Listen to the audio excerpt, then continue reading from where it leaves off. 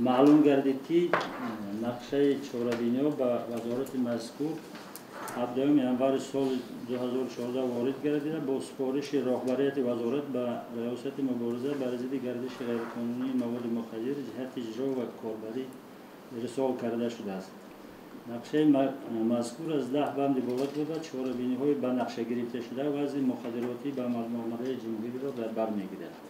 ذکر کرده بودم در وزارت کارهای داخلی کارهای زیادی انجام داده شد. چهاربینی‌ها و تطبیق استراتژی در ماه ینور سال 2014 روان شده باشد. هر صاحبی نقشه چهاربینی‌های کمیته دولتی امنیت ملی در جلسه شروع هماهنگسازی امروز نتیجه سنجش فعالیت وزارت و اداره‌های داخلدار که آنها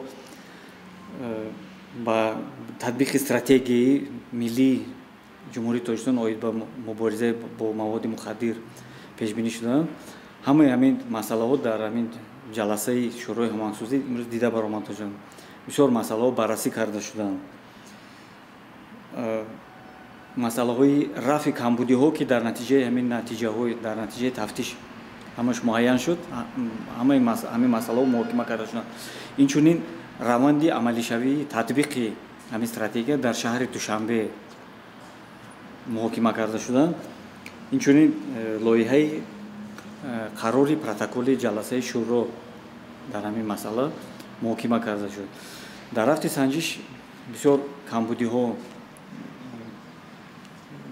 بسیار کمبودی‌های نظررس به چشم می‌رسد، لیکن در همین جلسه یک چیز قید کرده شد که صرف نظر از نتیجه‌های به دست آمده در سوی مقاومت با سوء استفاده مواد نشاور در تاجیکستان و جنایت‌های وابسته با استعمال مواد نشاور، وابسته با انتقال مواد نشاور، قاچاق آن توسط سرحد، اینچنین بعضی مشکلات جلب نمودن یک قسم جوانان با استعمال غیر طبی مواد نشاور، استعمال مواد نشاور در مرکزهای دلخوشی،